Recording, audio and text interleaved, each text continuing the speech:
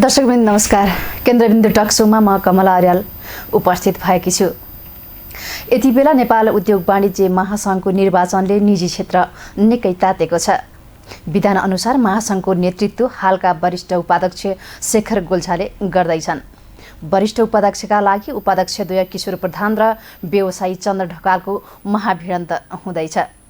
को होला त महासंघको वरिष्ठ उपाध्यक्ष? गिरेको महासंघको साख जोगाउन के गर्नु पर्ला? महासंघलाई कस्तो नेतृत्वको प्यानल चाहिएको छ त? यिनै विभिन्न विषयमा आज हामी महासंघका वरिष्ठ उपाध्यक्षका उम्मेदवार किशोर प्रधानसँग कुरा गर्न गइरहेका छौँ। आउनुहोस् उहाँलाई केन्द्रबिन्दु टक शोमा स्वागत गरौँ। केन्द्रबिन्दु टक शोमा किशोर सरलाई स्वागत छ। धन्यवाद बहिनी।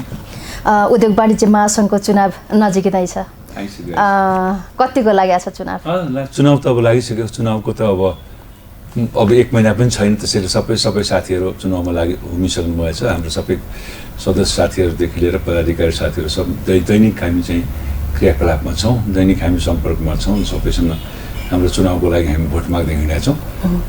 पहिले जस्तो त्यति सहज छैन, किनभने हामी चाहिँ उहाँको घर दैलो पुग्न सक्ने अवस्था छैन। अहिले त कोभिडको कारणले जुन प्रकारले समस्या भएको छ समग्र संसारभरि, त्यो समस्यालाई ध्यानमा राखेर नेपाल सरकारसँग सहमति लिएर हामीले चाहिँ 26 र 27 मा चाहिँ यही साउनको 26-27 गते चाहिँ निर्वाचनको प्रक्रिया सुरु गरेर साधारण सभा समाप्त गर्ने हाम्रो चाहिँ विचार छ। त्यसैमा हामी सबै लागेका छौँ। अब 26-27 गते भने 30 गते भयो, 26 दिन बाँकी छ हाम्रो। अब कम डाउन सुरु भएछ, डेट एकदम कम छ। त्यस हिसाबले हामी चाहिँ चुनाव प्रचारमा मात्रै होइन कि सम्पर्कमा राखेर अब यथाशीघ्र चुनाव गराएर आफ्नो जित सुनिश्चित गर्न हामी लागिरहेका छौँ। जस्तो योभन्दा अगाडिका चुनावहरूमा तपाईँहरू जिल्लाभन्दा बाहिर पनि गएर जिल्लामा गएर तपाईँहरूले प्रचार प्रसार गर्नुभयो। अब अहिले त अब जान सक्ने अवस्था पनि भएन, समस्या भयो। अब कसरी तपाईँहरूले चाहिँ यो तपाईँको तयारीलाई चाहिँ कसरी प्रभावकारी बनाउनु भयो? अहिले के छ भने तपाईँको जिल्लामा जाने अवस्था नभएको कारणले हामीले जुम मिटिङ गरेर साथीहरूसँग आफूले कनेक्ट गराएका छौँ। टेलिफोन सम्पर्कबाट हामीले कनेक्ट गरेका छौँ। मोबाइल सम्पर्क छ। अहिले सम्पर्कमा त कुनै कमी छैन। के थियो भने भेटघाटको कमी चाहिँ छ। किनभने अहिलेको चाहिँ अवस्था कस्तो छ भने 15 जनाभन्दा बढी भेट्न नहुने भने सरकारले पनि भनेको छ। भनेपछि हामीले अब पहिले त के थियो भने 3 वटा 4 वटा गाडी लिएर हामी सबसँग जिल्ला जान्थ्यौँ। अहिले जिल्लाबाट एक जिल्लाबाट अर्को जिल्ला जानलाई पर्मिसन लिनुपर्ने अवस्था छ। त्यो पर्मिसन पनि पाउनलाई गृह मन्त्रालयबाट लिनुपर्छ। त्यस कारणले चाहिँ अहिले कस्तो समस्या भयो भने हामीलाई त्यो समस्यालाई हामीले चाहिँ फेरि जहाँ हामी जान्छौँ उनीहरूलाई पनि कम्फर्टेबिलिटी हुँदैन। किनभने अहिले अब भर्खरै भनौँ न, यत्रो चाहिँ विश्व प्रख्यात कलाकार अमिताभ बच्चनलाई जुन प्रकारले अहिले उसको छोरालाई, उसको चाहिँ हिरोइन भनौँ, हिरो जुन सबैलाई हामीले अभिषेक बच्चन, ऐश्वर्या रायलाई जुन प्रकारले कोभिडको सङ्क्रमण भयो, त्यसले एउटा चाहिँ के उद्देको छ भने पब्लिक फिगरहरू जो पब्लिकसँग लाग्छ तिनीहरूलाई समस्या हुन्छ भने अब गाउँ भोट माग्नलाई अब ठाउँमा जाँदाखेरि चाहिँ अब उहाँहरूलाई पनि एउटा शङ्का विषम, किन हाम्रो टिम जाँदाखेरि शङ्का विषम कहाँ कसको पोजिटिभ छ कसको नेगेटिभ छ पनि थाहा त हुँदैन। सङ्क्रमण भइसक्नु हुने सम्भावना धेरै भएर परिवारमा बसिरहेको मान्छेहरूलाई पनि परिवारले पनि त्यो चाहिँ आतङ्कित गराएको हुन्छ। त्यसले गर्दाखेरि चाहिँ अहिले दौडधुप छँदै छैन भने पनि हुन्छ। हामी सम्पर्कमा चाहिँ छौँ, सम्पर्कमा साथीहरू सम्पर्कमा छौँ। वस्तुस्थिति साथीहरूले पनि बुझ्नु भएको छ। यो साथीहरूले बुझेको वस्तुस्थितिको आधारमा नै यसपालि निर्वाचन अगाडि जान्छ। त उद्योग वाणिज्य महासंघको वरिष्ठ उपाध्यक्षमा तपाईँको उम्मेदवारी केका लागि? सबभन्दा पहिले तपाईँले सोच्नुभएको प्रश्नमा मेरो 26-27 वर्षको संलग्नताको आधारमा जिल्ला नगरलाई प्रतिनिधित्व गर्दै आएको आधारमा मैले चाहिँ मेरो उम्मेदवारीलाई मैले दिएको हुँ। उम्मेदवारी के को लागि भने उद्योगिक व्यवसायको सम्मान र हकको हितको लागि, उद्योगिक व्यवसाय र लगानीकर्ताको मनोबल बढाउनको लागि, सङ्गठनको सुदृढीकरणको लागि, सचिवालयको सुदृढीकरणको लागि, जिल्ला नगर वस्तुगत दुराष्ट्रिय सदस्यहरूको क्षमता वृद्धि र संस्थागत शुद्धिकरणको पहल गर्नको लागि, महासङ्घको शिर उच्चा गर्नको लागि, यसै प्रकारले तपाईँलाई चाहिँ महासङ्घको आर्थिक उन्नतिको सशक्त संवाहक बनाउनको लागि, निर्यात प्रवर्धन तथा आयात प्रतिस्थापनका लागि, कृषिको व्यवसायीकरण र निजी क्षेत्रको संलग्नताको लागि, साना तथा मझौला उद्योगको विकासको लागि र रोजगारमूलक उद्योग व्यवसाय विकास विस्तारका लागि श्रमिक व्यवस्थापन सम्बन्ध सुधार विशेष पहल गर्न राष्ट्रिय र अन्तर्राष्ट्रिय सम्बन्धको विस्तार गर्नको लागि यो सम्पूर्ण एजेन्डाहरू चाहिँ लिएर नै मेरो चाहिँ आवश्यकताको महसुस भएको हो। त्यसैको लागि म नेपाल उद्योग वाणिज्य महासङ्घको चाहिँ वरिष्ठ उपाध्यक्षको उम्मेदवार पनि छु। सामाजिक भनौँ न रूपले उत्तरदायित्व व्यवसायको स्थिति बनाउने पनि पहल गरे निजी क्षेत्रको विकास र अनुसन्धान केन्द्र पनि बनाउने हाम्रो उद्देश्य छ। र विशेष गरी यो सम्पूर्ण कुरा चाहिँ मैले आफूले सोचेर अगाडि बढ्ने प्रयास गर्दै पनि अहिलेको अध्यक्ष जुन शेखर गोल्छा भइसक्नु भएको छ, शेखर गोल्छाको सम्पूर्ण रोड म्यापमा यो पनि समावेश गरेर अगाडि बढ्नको लागि पनि हो। किनभने यसपालिको यो वर्षको 3 वर्ष कार्यकालको सम्पूर्ण रोड म्याप उहाँले बनाउनुहुन्छ। उहाँको कार्यकाललाई सफलतापूर्वक सम्पन्न गर्ने जुन उद्देश्य लिएर मैले हिँड्नुपर्ने अवस्था हुन्छ र मेरा जुन मैले विचारहरू भने यो विचारहरू उहाँको विचारसँग चाहिँ मिलाएर यसलाई चाहिँ उहाँको रोड म्यापमा यसलाई राख्ने हाम्रो प्लान छ। उहाँले एउटा रोड म्याप बनाउनु भएको छ, एउटा उहाँले आफ्नो चाहिँ प्लान एन्ड प्रोग्रामहरू अलरेडी डिजाइन गरिसक्नु भएको छ र हामी निश्चित रूपमा जितेपछि हामीले यो मेरो पनि प्लान प्रोग्रामलाई त्यसलाई मर्ज गरेर हामीले त्यसलाई अगाडि बढाउने प्रयास गर्ने र नेपाल उद्योग वाणिज्य महासङ्घलाई स्वच्छ र सुदृढ बनाउने हाम्रो चाहिँ र शुद्धिकरणको रूपमा हामीले अगाडि बढाउने हाम्रो सोच राखेर हामी अगाडि बढाएका छौँ। तपाईले जित्नुहुन्छ त? 100% छु। तपाईले जित्ने आधारहरू के छन्? मैले भनिहालेँ जित्ने आधारहरू त मेरो म्यासेज जुन छ, मेरो आधार भनेको सबभन्दा ठुलो आधार भनेको मैले गरेका जुन 26-27 वर्षले दिएको कन्ट्रिब्युसनको रिकग्निसन मेरो आधार हो।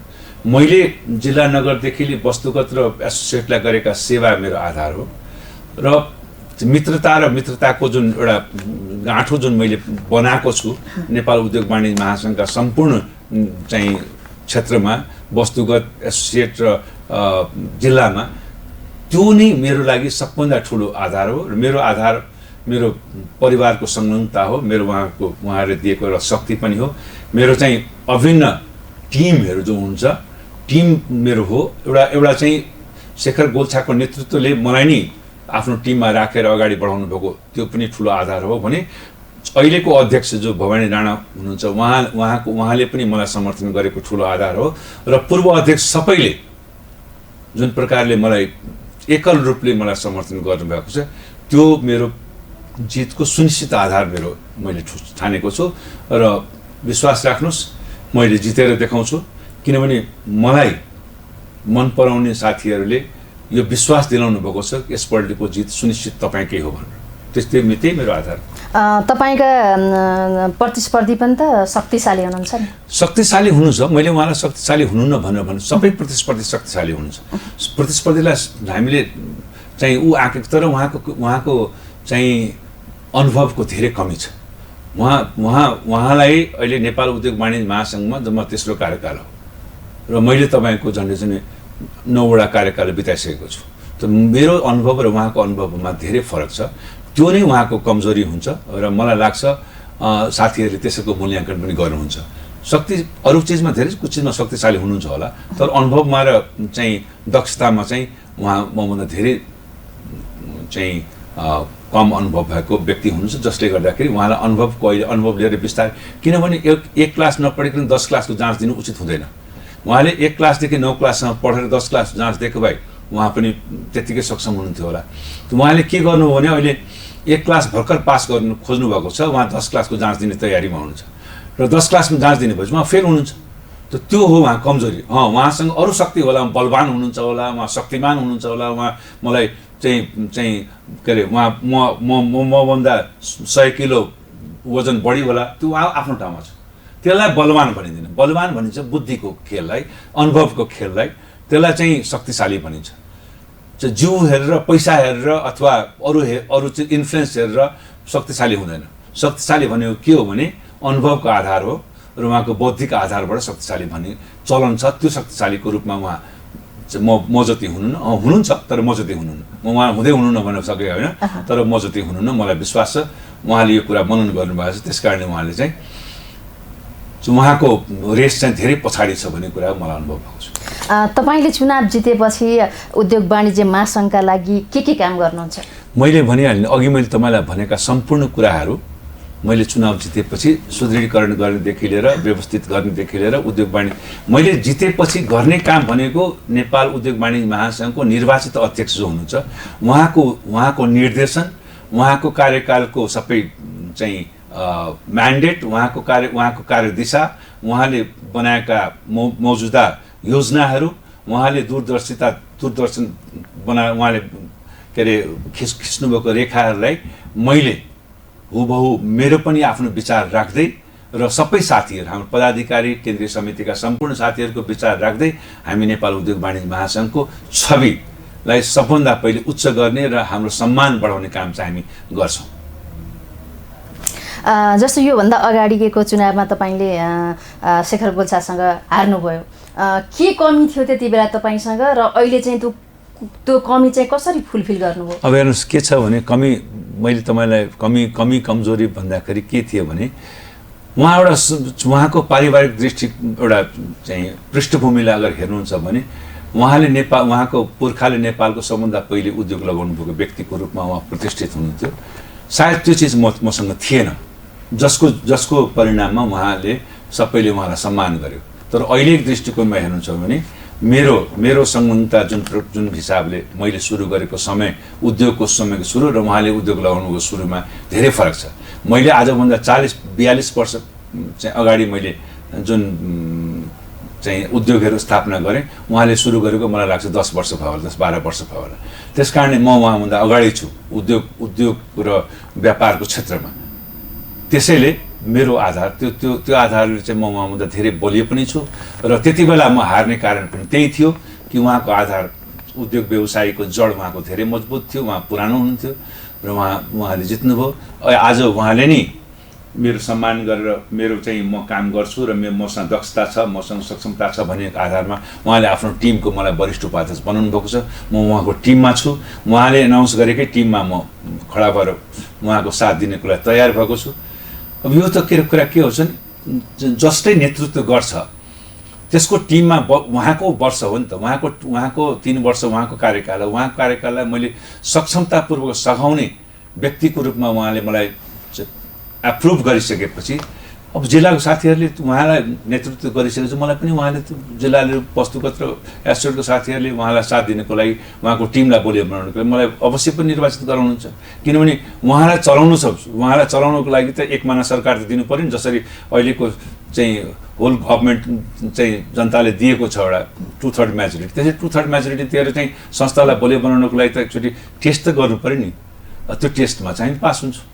हामी त्यस कारणले विश्वस्त छौँ कि हामी चाहिँ यो निर्वाचन चाहिँ हाम्रो पक्षमा हुन्छ। उद्योग वाणिज्य महासङ्घको लागि अबको नयाँ नेतृत्व चाहिँ ठ्याक्कै कस्तो खालको नेतृत्व चाहिएको होइन? अबको नयाँ नेतृत्व भइसक्नु भने शेखर गोल्छाजी नेतृत्वमा आइसक्नु भएको छ। उहाँको नेतृत्व भनेको सक्षम र सबल तरिकाबाट उहाँले उहाँको एजुकेसनदेखि लिएर उहाँको फाइनेन्सियल ब्याकग्राउन्डदेखि लिएर उहाँको बिजनेस ब्याकग्राउन्डदेखि लिएर उहाँको इन्डस्ट्रियल ब्याकग्राउन्डदेखि लिएर 18,000 मजदुरलाई उहाँको अर्गनाइजेसनले सेवा गरेको के अरे उदिएको इम्प्लोइमेन्ट जेनेरेसन गरेको हो। उहाँले ठुल्ठुलो भेन्चरहरू उहाँले इन्टरनेसनल लेभलमा गरिसक्नुभएको छ भनेपछि उहाँको इन्टरनेसनल रिलेसन, उहाँको सोसल रिलेसन, उहाँको चाहिँ इकोनोमिक रिलेसन, उहाँको पोलिटिकल रिलेसन अथवा उहाँको सरकारसँगको रिलेसन सम्पूर्ण रिलेसनहरू एकदम सक्षम छ। उहाँको नेतृत्व सफलतापूर्वक सम्पन्न गर्नको लागि नै हामी उहाँको पछाडि लागेको हो। उहाँले जुन फेरि एउटा संजोग के छ भने उहाँ पनि विराटनगरको, म पनि विराटनगरको, मलाई उहाँको परिवारले अहिले होइन धेरै चाहिँ 35-40 वर्षदेखि उहाँसँग संलग्न भएर उहाँले देख्नुभएको छ मेरो सक्षमता, मैले उद्योग सङ्गठन मोरङको कसरी विकास गरेँ। मैले मोरङको अध्यक्ष भएँ, चाहिँ पूर्वाञ्चल उद्योग वाणिज्य सङ्घको अध्यक्ष भएँ र नेपाल जेसिसको राष्ट्रिय अध्यक्ष भएर पनि मैले चलाइसकेको हुनाले उहाँले देख्नुभयो कि मेरो नेतृत्वले चाहिँ नेपाल उद्योग वाणिज्य महासङ्घलाई एउटा नयाँ दिशामा उहाँलाई मद्दत गर्छ भन्ने कारणबाट उहाँले मलाई चाहिँ त्यो पदको लागि चाहिँ योग्य ठानेर मलाई उहाँले समर्थन गर्नुभएको। पछिल्लो समय उद्योग वाणिज्य महासङ्घको साख पनि गिरिरहेको छ। अब धेरैजनाले त्यही कुराहरू गरिरहेका पनि छन्। महासङ्घको साख चाहिँ खास किन गिर्यो, के का कारणले गिर्यो? अब हेर्नुहोस् साख भन्दाखेरि यही साख बचाउनको लागि हामीले पनि प्रयास गर्दैछौँ। साख गिर्ने धेरै कारणहरू छ। साख गिर्दाखेरि के हुन्छ भने एउटा त कुरा के हो भने यहाँ चाहिँ नेतृत्वदायी भूमिकामा आउनुभएका हाम्रा सम्पूर्ण अध्यक्षज्यूहरूलाई हाम्रो वातावरणले भनौँ न हामीले एउटा चाहिँ कार्य समितिले सरल र सबल तरिकाबाट जस्तो कि सरकारमा तपाईँलाई चाहिँ कोलिसन गभर्मेन्ट हुँदाखेरि के कस्तो हुन्छ, कोलिसन गभर्मेन्ट हुँदाखेरि काम गर्न त्यति सजिलो हुँदैन। जब तपाईँलाई एकमाना सरकार हुन्छ, वन पार्टी गभर्मेन्ट हुन्छ, तब सजिलो हुन्छ। त्यस्तै कोलिसन गभर्मेन्ट भएर फेरि अलिकति डिक्टेटरसिपको पनि त्यहाँ एउटा चाहिँ एउटा वातावरण चाहिँ मान्छेले महसुस गर्यो, अध्यक्षज्यूहरूले महसुस गर्नुभयो। कसैले त्यहाँ त्यो कुराले गर्दाखेरि चाहिँ अलिकति साथीहरूले हालाकि साख गिरेको जस्तो मलाई लाग्दैन, तथापि पनि मान्छेहरूले जनताले अथवा पब्लिकले चाहिँ इस्यु वाइज चाहिँ एफएनसिसीआईले एड्रेस गर्न नसकेको हुनाले चाहिँ साख गिरेको भन्ने कुराको एउटा प्रचार प्रसार नभएको होइन, भएको छ। त्यो प्रचार प्रसार भएकोलाई चिर्नको लागि नै अहिलेको नेतृत्व सक्षम हुनु त सबै नेतृत्व सक्षम हुनुहुन्थ्यो उहाँहरूले पनि निकै राम्रो काम गर्नुभयो। काम नगर्नुभएको हुन्छ, तर जनताले हेर्दाखेरि जस्तो कि अहिले गभर्मेन्टले धेरै काम गर्यो अथवा योभन्दा पहिलेको गभर्मेन्टले धेरै काम गरे तापनि टिका टिप्पणी त हुन्छ नि। टिका टिप्पणी कसको हुँदैन? टिका टिप्पणी त्यसकै हुन्छ जसले काम गरेका हुन्छ। त्यसैले टिका टिप्पणीमा चाहिँ धेरै जानुभन्दा पनि नेपाल उद्योग वाणिज्य महासङ्घले गरेको काममा चाहिँ प्रशंसा गर्नुपर्छ। धेरै कामहरू नभएका होइन, धेरै कामहरू भएका छन्। हो, सजिलोसँग चाहिँ भएको छैन भन्ने कुरा जहाँसम्म छ त्यो मैले तपाईँलाई भनिहालेँ। एकल गभर्मेन्ट चाहिएको छ अहिलेको अवस्थामा। त्यो गभर्मेन्टको लागि चाहिँ सबैको सहयोग र अपेक्षा भए पनि अहिलेको नेतृत्वले चाहिँ लिड गरेर सम्पूर्ण चाहिँ आफ्नो निजी क्षेत्रलाई चाहिँ सम्भागको रूपमा सरकारसँग सहकार गरेर सकिने के अरे सहकार सजिलैसँग हुन्छ भने सजिलैसँग गर्ने, होइन भने चाहिँ राम्रो तरिकाबाट चाहिँ स्ट्यान्ड लिएर पनि सरकारलाई आफूतर्फ आकर्षित गर्ने क्षमता राखेको छ यो अहिलेको हाम्रो अध्यक्षले राख्नुभएछ। त्यसमा हामी उहाँलाई साथ दिन्छौँ। जस्तो महासङ्घको चुनावमा त आर्थिक रूपमा सम्पन्न नभइकन चुनावै जित्न सकिन्न भन्ने कुराहरू पनि आउँछन्। के छ यो हेर्नुहोस्, यही खेल चाहिँ धेरै मान्छेहरूले भन्ने गरेका छन्। तपाईँले पनि यही प्रश्न सोच्नुभयो। हामी न्यायप्रेमी हौँ र सत्यमा उभिएका व्यक्ति हौँ र अहिले ठिक छ तपाईँले भन्नुभएको कुरा चाहिँ केही हदसम्म सही छ, मान्छेहरूले देखेको कुरा भन्छ। अब आर्थिक रूपमा मात्रै सम्पन्न भएको व्यक्तिले अगर चाहिँ नेपाल उद्योग वाणिज्य महासङ्घ चलाउने हो भने चाहिँ कम पुँजी भएको व्यक्तिको नेतृत्व क्षमता हुँदाहुँदै पनि चलाउनु पाएन अथवा चलाउनु दिएन भने त्यो त महासङ्घको आफ्नो दुर्भाग्य हो। हेर्नुहोस्, किनभने के छ भने नि सबल र सक्षम व्यक्तिको हातमा चाहिँ महासङ्घ दिनुपर्छ, न कि पैसावाला व्यक्तिको हातमा दिने, तपाईँले सोधे जस्तै दिने, त्यस्तो हुँदैन। सबल र सक्षम व्यक्तिको हातमा नेतृत्व दिएर महासङ्घको दूरगामी प्रभावलाई ध्यानमा राख्ने गरी नेतृत्वको चयन गर्नुपर्छ र जहाँसम्म आर्थिक सक्षम भएको व्यक्ति मात्रै हो भने त्यो चाहिँ हुनुहुँदैन भन्ने हाम्रो सवाल छ। त्यसैको हकमा त म मिडल क्लास परिवारको मान्छे हुँ। अब मिडल क्लास परिवारको केही इकोनोमी कस्तो हुन्छ भन्ने कुरा तपाईँलाई मभन्दा बढी राम्ररी थाहा होला। मैले चाहिँ त्यो आँट गरेर चाहिँ अगाडि बढेको छु। साथीहरूले चाहिँ अहिलेको अवस्थामा मिडल क्लासले पनि चाहिँ यो इम्पोर्टेन्ट रोलमा चाहिँ कन्ट्रिब्युट गर्न सक्छ भन्ने कुरा ठान्नु भएर मलाई निर्वाचित गराउनु भयो भने उहाँको जित हुन्छ। मेरो जित त हुन्छ, उहाँको पनि जित हुन्छ। किनभने अधिकतम व्यक्ति अहिले निर्वाचनको भोटरहरू अधिकतम व्यक्ति मोर देन 90%हरू मिडल क्लास परिवारका साना परिवारका हुनुहुन्छ, साना तथा मिडल क्लास उद्योग व्यवसाय हुनुहुन्छ।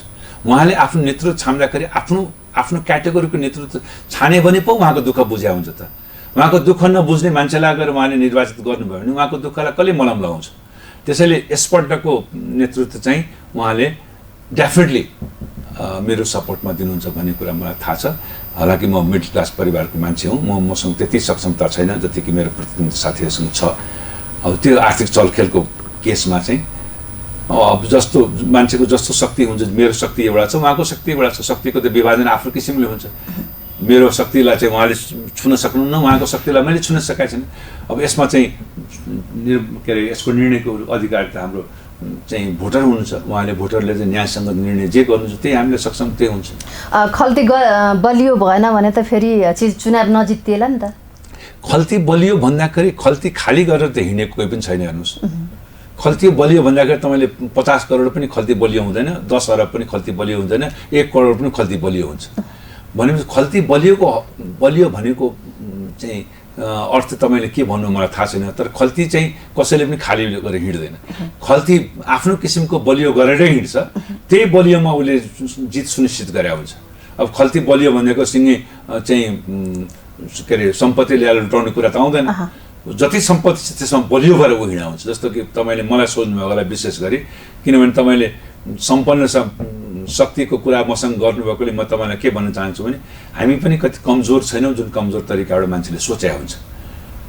खल्ती खाली गरेर हिँड्ने हाम्रो पनि अपेक्षा होइन। हामी पनि खल्ती बलियो गरेर सबैलाई सम्पन्न सुविधा के अरे साथीहरूको मन खर्च किन गर्ने? हामीले खरिद गर्ने होइन कार्य। हामीले खर्च गर्ने भनेको एउटा साथीहरू आएको भनौँ एउटा उनीहरूको चाहिँ मिनिमम रिक्वायरमेन्ट बस्ने खाने यसो साथीभाइको इन्टरटेन गर्ने बाटो न हो। हाम्रो खरिद बिक्री हुँदैन नि, खरिद बिक्री गर्ने भए खल्ती बलियो चाहिन्छ त।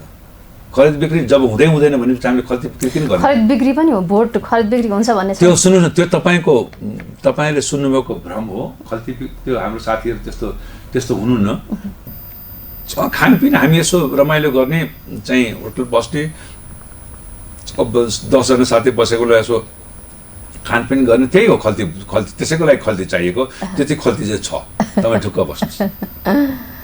भनेपछि तपाईँको खल्ती बलियो छ? बलियो छ, एकदम बलियो छ, स्ट्रङ छ, डोन्ट वरी। त्यसमा कुनै पनि कमी कमजोरी हुँदैन साथीहरूको चित्त बुझाउनलाई। जस्तो महासङ्घको चुनाव योभन्दा अगाडि पनि धेरै भनौँ न, योभन्दा अगाडिको चुनावमा लड्दाखेरि पनि धेरैजनाले चाहिँ अब यो भोट किनेको भन्ने कुराहरू पनि आए। अब यो तपाईँहरूका अन्तर्वार्ता पनि सुनिरहेछौँ हामीले, तपाईँहरूका न्युजहरू सुनिरहेछौँ, हेरिरहेछौँ, लेखिरहेछौँ। अब यी कुराहरू धेरै पटक आए। अब यो सामान्य खर्च, अब तपाईँले जस्तो भर्खर भन्नुभयो नि, सामान्य खर्च, अब खानपिनका खर्च बाहेक पनि अब धेरै त्यस्ता समस्याहरू आएका छन् महासङ्घमा भन्ने कुराहरू पनि थियो चुनावमा। अब यो चाहिँ के हो, वास्तविकता के हो, तपाईँले कसरी हेर्नु? तपाईँले महासङ्घमा आएको तपाईँ लगभग 30 वर्ष हुन आँट्यो। तपाईँले भन्नुको ठिक हो। के छ भने नि, मान्छेलाई भ्रम चिर्नको लागि कसले के गर्छ भन्ने कुरा त यकिनन हामी भन्न सक्दैनौँ। त्यो अनुभव मका छैन। अब खरिद बिक्रीको अनुभव मसँग छैन। हो, साथीसँग चाहिँ बसेर उठ बसेर खाने खर्च यता गर्ने उता गर्ने, हामी 2-4 जना बसेर आफ्नो रमाइलो गर्ने, त्यो अनुभव मसँग छ। अब जहाँसम्म सबै सक्षम साथीहरू हुनुहुन्छ, जिल्ला नगरको वस्तुगतका सबै पूर्ण व्यवसायीहरू, जिल्ला नगरको अब अध्यक्ष भएर आएको व्यक्ति जसले कि जिनसिङै जिल्लाको नेतृत्व गरे हुन्छ अथवा नगरको नेतृत्व गरे, उहाँहरू त्यस्तो कुन पदाकै पनि त्यस्तो त्यो हुनुहुन्छ भन्ने मलाई लागेको छैन। अगर उहाँहरूले पहिले गर्नुभएको छ भने मलाई थाहा छैन, र आउने दिन पनि त्यस्तो सम्भावना छ जस्तो मलाई लाग्दैन। अब कसैले अब आफैलाई चाहिँ आफ्नो पदको दुरुपयोग कुनै साथीले गर्न खोज्नुहुन्छ भने त्यसको चाहिँ मलाई लेखाजोखा मैले गरेको पनि छैन, मलाई त्यसको बारेमा जानकारी पनि छैन, त्यो म भन्न पनि सक्दिनँ नभएको कुरा। पदमा जान शक्ति हत्याउनका लागि नेतृत्वले त हरेक विधि अपनाउँछ। अनि विधि अपनाउने कुरा के छ भने हाम्रो विधि भनेको सत्यमा विजयते हो। हेर्नुहोस्, सत्यमा रहेर जित्ने हो। विधि भन्ने कुराको मान्छेले के गर्छ कसो गर्छ भन्दा पनि मैले के गर्छु कसो गर्छु भन्ने इम्पोर्टेन्ट हो। मलाई अरूले के गर्छ मलाई त्यसको मतलब पनि छैन। म के गर्छु मलाई त्यसको मतलब छ। म कसरी जित्छु, मलाई कसरी जित्नु छ, मैले कसरी साथीहरूलाई खुसी पार्नु छ, मैले कसरी साथीहरूको मन जित्नु छ भन्ने कुरामा मेरो ध्यान केन्द्रित हुनुपर्छ। म ध्यान त्यसैमा केन्द्रित राखेको छु, र केन्द्रित राखेको ध्यानमा एउटा विश्वास के गर्नुहोस् भने कुनै पनि हालतमा साथीहरूको मन जितेको हुनाले म ढुक्क छु। साथीहरूले परिवर्तन खोज्नु भएको छ, जुन परिवर्तन अहिले हामी दिन सक्छौँ। परिवर्तन यति आवश्यक छ कि अगर परिवर्तन नहुने हो भने चाहिँ नेपाल उद्योग वाणिज्य महासङ्घलाई ठुलो एउटा एउटा भनौँ न ठुलो मार पर्न सक्ने अथवा ठुलो दुर्घटना घट्न सक्ने सम्भावनाहरू पनि हामीले हुन सक्ने सम्भावनाहरू पनि छ भन्ने साथीहरूको भनाइ छ। त्यस कारण यो परिवर्तनको आवश्यकता, परिवर्तनको जोडमा हामी लागेको छौँ। परिवर्तन गरेर नेपाल उद्योग वाणिज्य महासङ्घलाई शुद्धिकरण र सुदृढीकरणको दिशातर्फ हामीले लग्ने भनेर हाम्रो पुरा टिम, जस्तो कि टिममा म वरिष्ठ उपाध्यक्षको उम्मेदवार छु भने जिल्ला नगरमा मेरो दिनेश श्रेष्ठजी हुनुहुन्छ, वस्तुगतमा मेरो चाहिँ अञ्जन श्रेष्ठ हुनुहुन्छ, र चाहिँ एसोसिएटमा सौरभजी तपाईँ तिनैजनाको क्याटेगोरी हेर्नुहोस् त कति सक्षम हुनुहुन्छ। के अरे तपाईँलाई उसको हेर्नु होला भने दिनेशजीको हेर्नु भने दिनेशजीको नलेजको कुरा गर्नुभयो भने उहाँ जति नलेज हाम्रो नेपाल उद्योग वाणिज्य महासङ्घमा अहिलेको अवस्थामा कसैको पनि छैन। त्यस्तै चाहिँ हाम्रो सौरभजीको हेर्नुभयो भने उहाँको ब्याकग्राउन्ड उहाँको चाहिँ बिजनेसको भोल्युम उहाँ एउटा यस्तो परिवारबाट हुनुहुन्छ कि जुन परिवारले अलरेडी उहाँको फादरले अलरेडी नेपाल उद्योग वाणिज्य महासङ्घको नेतृत्व गरिसक्नु भएको छ र त्यो नेतृत्वको चाहिँ र उहाँको एजुकेसनदेखि लिएर उहाँको पर्फर्मेन्स त्यतिकै राम्रो छ। त्यस्तै अनन्दजीको हेर्नुहोस्, अनन्दजीको पनि एउटा यति राम्रो चाहिँ यो 30-40 वर्षको चाहिँ दौरानमा उहाँले एउटा सेट गरेर एउटा नेपालको बृहत व्यापारमा र उहाँको उद्योगमा उहाँको लगानी भइसकेका छ र उहाँको चाहिँ बुद्धिमत्तापूर्वक गर्ने निर्णय र उहाँको एउटा क्लोज कन्ट्याक्टमा बसेर साथीभाइलाई गर्ने प्रेमको पनि एउटा इतिहास बनेको छ। त यो तीनवटा कुराको सङ्गम मसँग छ अहिले। त्यो सङ्गमले मेरो जितको सुनिश्चित आधार पनि हो, किनभने मसँग टिम राम्रो भएन मैले जित्ने हो। म टिमको लागि कुनै पनि चाहिँ चिज म चाहिँ कम्प्रोमाइज गरिरहेको छु, सबै चिज, किन हामी सबै टिम जित्नुपर्छ, एक्लैले जितेर हुँदैन। र आज शेखरजीले पनि त्यही भन्नुभएको छ, एक्लै मलाई लगाएर हुँदैन, उहाँलाई टिम चाहियो। यो टिम शेखरजीको टिम हो, हामी सबै शेखरजीकै टिम हो।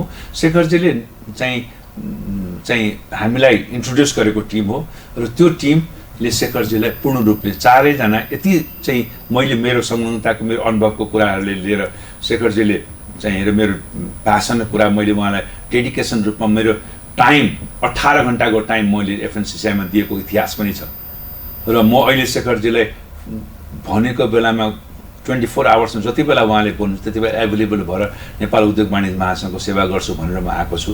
साथीहरूले पनि जति बेला फोन गर्नुभयो त्यति बेला फोन पनि उठाएको छु। मेरो कम्प्लेन कहिले पनि कुनै पनि साथीले गर्न सक्नु भएको छैन। त्यसकारणले मलाई के लाग्छ भने अहिलेको निर्वाचनमा चाहिँ साथीहरूको त्यही प्रेम र यो टिमको स्पिरिट एउटा जितको सुनिश्चित आधार पनि हुन्छ र त्यसै टिमले एक्लैले जित्ने हो भने टिमले जिताउने हो। त्यो टिम चाहिँ हामीसँग पनि मजबुत छ, जुन चाहिँ प्रतिद्वन्द्वीसँग छैन। यहाँहरूले महासङ्घको विधान पनि संशोधनको लागि प्रयास गर्नुभएको थियो, सफल हुन सकेन के अरे, यो खास कारण चाहिँ के थियो, किन सफल हुन सकेन? अब महासङ्घको विधान चाहिँ संशोधनको प्रयास नभएको होइन, भएको हो।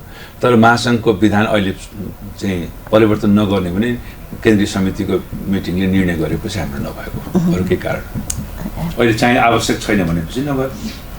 एउटा चाहिँ आवश्यक छ कि भन्ने कुरा चाहिँ पहिले आएको थियो, पछि अहिले लास्ट इयर मात्रै एमेन्डमेन्ट गरेको, एउटा साधारण सभामा गरेको, अरू साधारण नगर्ने भनेर अहिले एमेन्डमेन्ट नभएको र विधान त्यही कारणले डिफ्युज भयो र विधानको संशोधन प्रक्रियाले रोकिया छ।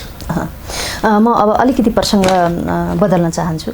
अब यो कोरोनाको कारणले चाहिँ हरेक मुलुकको अर्थतन्त्रमा अहिले चाहिँ एउटा शिथिल भएको अवस्था छ। त्यसले चाहिँ हाम्रो मुलुकमा पनि अर्थतन्त्रलाई शिथिल बनाइरहेको अवस्था छ। उद्योग व्यवसाय सबै क्षेत्रमा यसले प्रभाव बनाइरहेछ। अब व्यवसायीहरूले चाहिँ ऋणको किस्ता ब्याज तिर्न नसकिरहेको अवस्था छ। त्यसमा सरकारले पनि केही गर्ला। तपाईँहरूलाई चाहिँ के लाग्छ, कसरी चाहिँ तपाईँहरूले चाहिँ सरकारसँग समन्वय गरिराख्नु भएको छ यस विषयमा? यो चाहिँ एउटा बडा संवेदनशील। आज तपाईँले असारको 30 गते 30 गते तपाईँले यो प्रश्न सोच्दै हुन्छ। मैले यो प्रश्न धेरै इन्टरभ्यूमा भनि पनि सकेको छु। सरकार उदासीन भएर उद्योगी व्यवसायलाई हेर्न नसकेको अवस्था छ। उद्योगी व्यवसायीहरूको सङ्गठन महासङ्घहरू धेरै सङ्गठनहरू नेपाल सरकारलाई यो असार मसान्तको क्लोजिङमा परेका जुन चैतदेखि लिएर अहिलेसम्म 4 महिनामा परेका प्रभावहरूले उद्योगी व्यवसायहरू मर्न आँटेका छन्। सबै उद्योगहरू चल्न सकेको अवस्था छैन। तपाईँलाई चलेको उद्योग जम्मा 20% 25% को चाहिँ क्यापासिटीमा चलेको छ। यस्तो अवस्थामा चाहिँ सरकारले कुनै स्टिमुलस प्याकेज, कुनै एउटा राम्रो प्याकेज चाहिँ दिन सकेन बजेट मार्फत। भनेपछि बजेटमा चाहिँ एउटा अङ्कित के गर्यो भने रिफाइनेन्सिङ, रिस्ट्रक्चरिङ गर्ने प्रस्ताव चाहिँ नेपाल राष्ट्र ब्याङ्कले गर्छ भनेर भन्यो।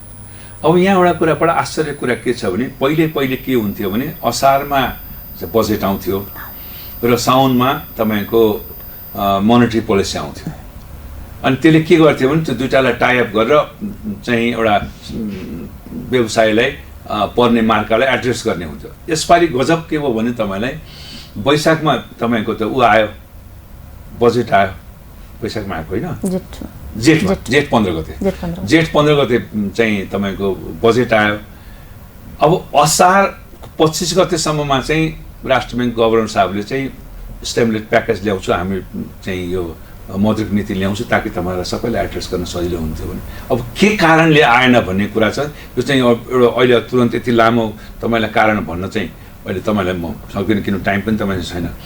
कारण चाहिँ के हो भने प्रभाव पर्यो, एउटा मूल कुरा प्रभाव कसको भने त्यो बीचको ब्याजको जुन प्रभाव छ नि, जस्तो कि अहिले त्यो मौद्रिक नीति आएको भए 5%मा रिफाइनेन्सिङ गर्ने थियो अघि, त्यो गरेको भए के हुन्थ्यो भने अहिले जुन 11% 12% ब्याज लिने मान्छे ब्याङ्कले, प्राइभेट ब्याङ्कले, त्यो तपाईँको 5% मा त सेटल हुन्थ्यो अनि 7% उसको मरेन।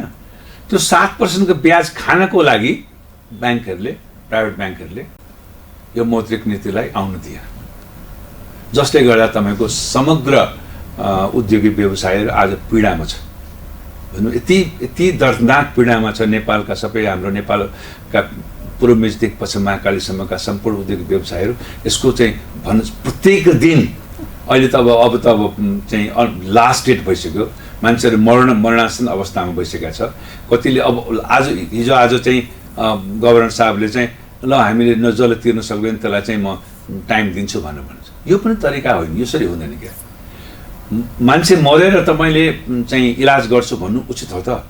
अब जस्तो सरकारले लकडाउनकै बिचमा केही उद्योग व्यवसायहरू खोल्यो, केही उद्योग व्यवसाय त सञ्चालन भएको छन्। अब सञ्चालन हुने व्यवसायले पनि तिर्नै नसक्ने अवस्था हो कि कस्तो अवस्था? होइन, एउटा कुरा के छ भने तपाईँको सञ्चालन के हो, तपाईँले खाद्यान्नको र औषधि उद्योगको बारेमा तपाईँले भन्नुभएको होला, त्यही सरकारले त्यसलाई सञ्चालन गर्न भनेको थियो। त्यो बिचमा त्यो सञ्चालन गर्ने प्रक्रियामा तपाईँले अगर जानुभयो भने 25% क्यापेसिटीमा पनि चलाएको छैन नि त्यो उद्योग त। किन चलायो भने देशको यस्तो अवस्थामा हामीले के कन्ट्रिब्युट गर्नुपर्छ एज ए इन्डस्ट्रियलिस्ट भनेर हाम्रो उद्योगी व्यवसायहरूले त्यसलाई सरकारलाई सहयोग गर्ने हेतुमा चलाएको हो।